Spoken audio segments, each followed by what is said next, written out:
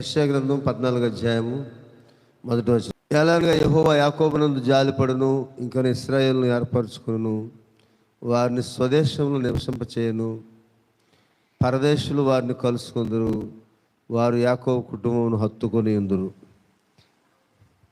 ఈ వచనంకి ముందు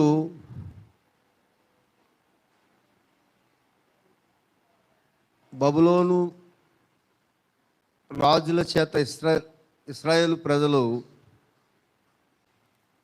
బబులోను రాజుల చేత ఇశ్రాయేలు ప్రజలు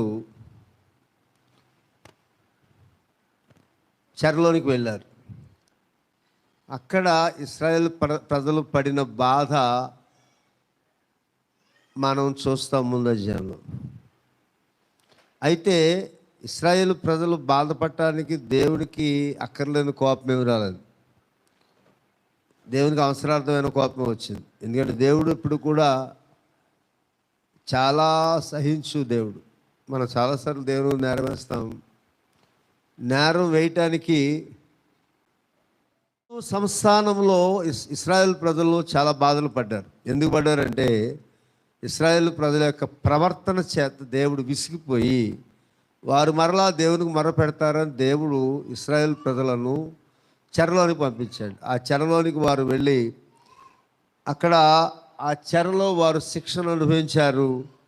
మళ్ళీ దేవునికి జాలి కలిగింది. ఎవరికి జాలి కలిగింది? మనకు మాత్రం కలగదు. ఎవరి కోపం వస్తే తరతరాలు ఆ పగ సాధించడమే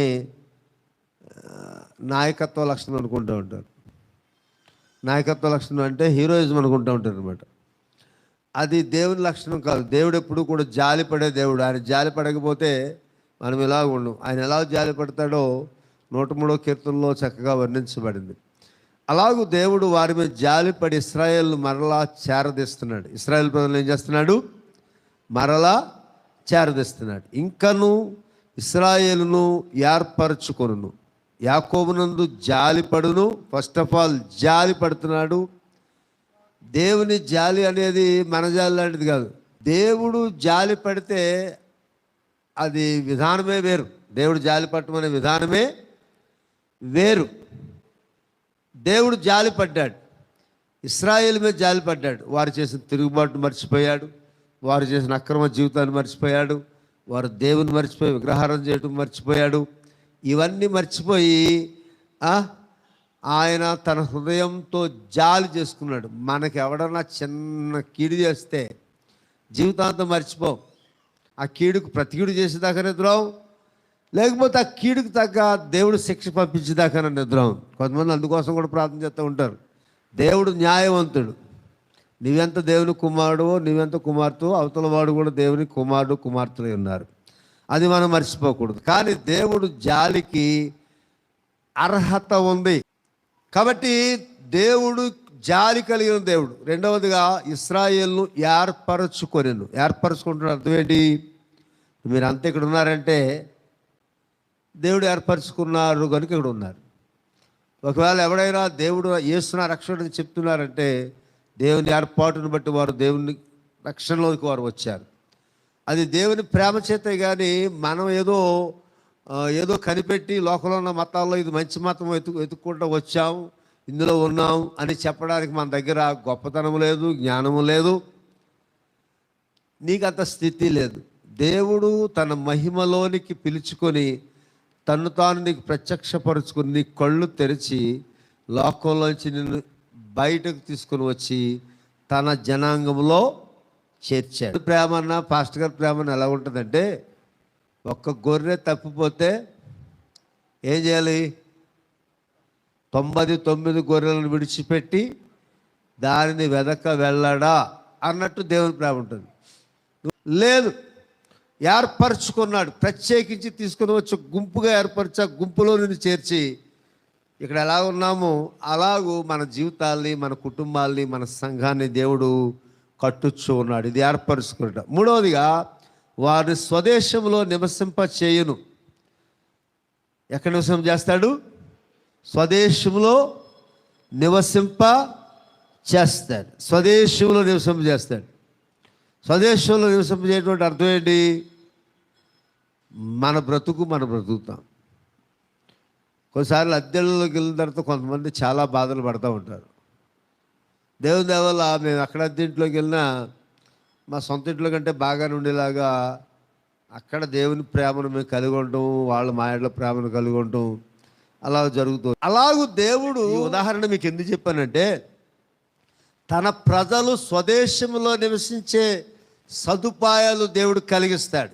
ఈ రోజున ప్రపంచంలో ఇశ్రాయేల్ ప్రజలు చెల్లాచెదరైపోయి ఉన్నారు.